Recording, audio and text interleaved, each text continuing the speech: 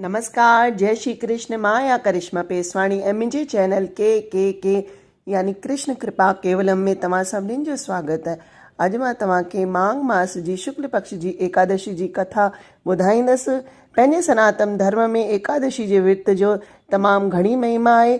एकादशी जो विर्त छो ऐं कीअं रखिजे हुन जे बारे में मां पहिरियों बि हिकु वीडियो ठाहियो आहे, जंहिंजो लिंक हेठि डिस्क्रिप्शन में ॾिनल आहे। तव्हां चाहियो त ॿुधी सघो था। त पद्म पुराण जे अनुसार जो जया एकादशी जी कथा आहे उहा मां तव्हांखे ॿुधायां थी। हिकु दफ़ो युधिष्ठिर भगवान श्री कृष्ण खां पुछियो कि हे भगवान, कृपा करे मूंखे ॿुधायो कि माघ मास जे शुक्ल पक्ष में कहिड़ी एकादशी पवंदी आहे, हिन जी विधि छा आहे ऐं हिन एकादशी में कहिड़े देवता जो पूजन कबो आहे। भगवान श्री कृष्ण चवनि था कि हे राजेंद्र, माघ मास जे शुक्ल पक्ष में जो 11 थींदी आहे हुन जो नालो जया आहे, जो सभु पापनि खे नाश करण वारी तमामु पवित्र तिथि आहे। पवित्र थियण सां गॾु ई सभिनी पापनि खे नाश करण वारी, मनुष्यनि खे भोग ऐं मोक्ष ॾियण वारी आहे। ॿियो त छा, हिन जे विर्त रखण सां ब्रह्म हत्या जहिड़ा पाप बि नष्ट था थियनि। हिन जो विर्त रखण सां मनुष्य कॾहिं बि प्रेत योनि में नथो वञे। हिन करे हे राजन, प्रयत्न पूर्वक जया 11 जो सभिनीनि खे विर्त ज़रूरु रखणु खपे। हिन जी कथा ईअं आहे कि हिकु दफ़े जी ॻाल्हि आहे, स्वर्ग लोक में देवराज इंद्र राज्य कंदा हुआ ऐं देवगण नंदन वन में अप्सराउनि सां गॾु विहार करनि पिया। 50 करोड़ गंधर्वनि सां गॾु देवराज इंद्र हिकु नृत्य जो आयोजन रखियो हो, जंहिंमें गंधर्व ॻाइनि पिया। हुननि में पुष्पदंत, चित्रसेन ऐं हुन जो पुटु 3 मुख्य गायक हुआ। चित्रसेन जी स्त्रीअ जो नालो मालिनी हो ऐं मालिनी सां हिकु कन्या उत्पन्न थी हुई जो पुष्पवंती नाले सां विख्यात हुई। पुष्पदंत खे हिकु पुटु हो जंहिंखे माण्हू माल्यवान चई करे सॾु कंदा हुआ। माल्यवान जो हो उहो पुष्पवंती जे रूप ते मोहित हो। ही ॿई बि इंद्र जे संतोष लाइ हुते नचण आया हुआ ऐं ही ॿई गायन कनि पिया। हिननि सां गॾु अप्सराऊं बि हुई। हिक ॿिए में प्रेम हुजण जे करे ही मोह सां वशीभूत थी विया ऐं हिन जे चित्त में भ्रांति अची वई।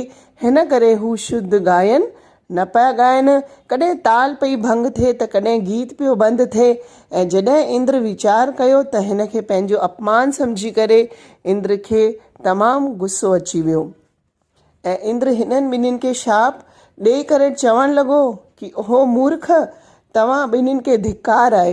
तव्हां ॿई पतित आहियो ऐं मुंहिंजी आज्ञा खे भंग करण वारा आहियो। हिन करे पति पत्नी जे रूप में रही करे बि तव्हां ॿई पिशाच थी वञो। इंद्र जे हिन श्राप सां ॿिन्हिनि खे तमामु घणो दुख थियो ऐं ॿई हिमालय पर्वत ते हली विया ऐं पिशाच योनि पाए करे भयंकर दुख भोगण लॻा।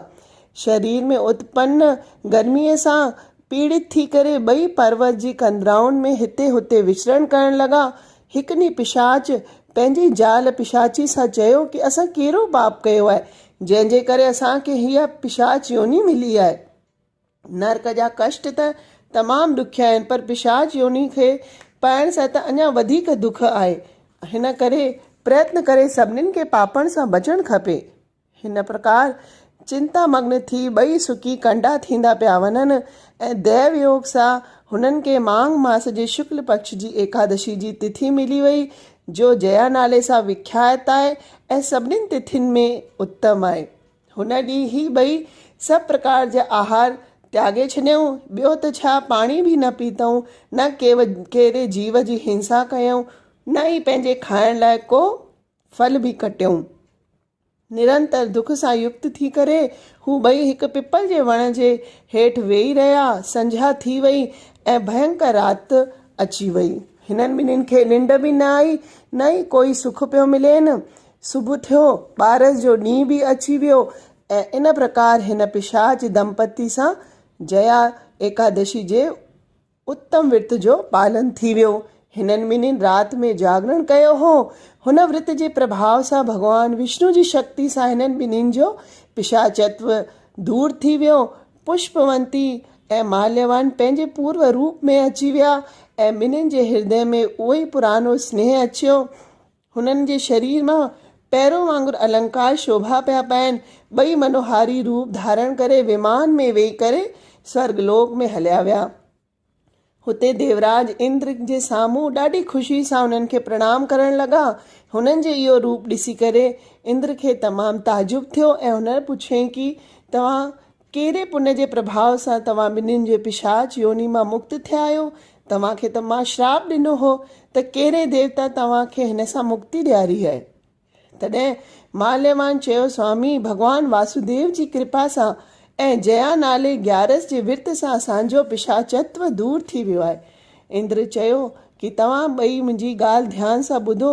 जो माण्हू बि एकादशी जो विर्त थो करे ऐं भॻवान श्री कृष्ण जी शरणागति थो वठे, हू असांजे लाइ बि पूजनीय आहे। भॻवान श्री कृष्ण चवनि था कि हे राजन, हिन कारण एकादशी जो विर्त ज़रूरु करणु खपे। जया एकादशी जो आहे ब्रह्म हत्या खे बि दूर करण वारी आहे।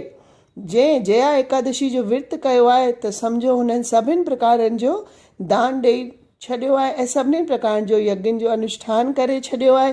हिन खे पढ़ण सां ऐं ॿुधण सां बि अग्नियोम यज्ञ जो फल थो मिले। त इहा हुई जया एकादशी जी कथा। तव्हांखे कीअं लॻी कमेंट करे ज़रूरु ॿुधाईंदा ऐं अहिड़ी ई सिंधी में कथाऊं प्राप्त करण लाइ मुंहिंजे चैनल खे सब्सक्राइब कंदा ऐं पासे में बेल आइकॉन आहे हुनखे प्रेस कंदा त मुंहिंजा वीडियो जा नोटिफिकेशन तव्हांखे अची वेंदा। वरी मिलंदासीं हिकु नए वीडियो सां। तेसिताईं मोकल थी वठां। जय झूलेलाल, जय श्री कृष्ण।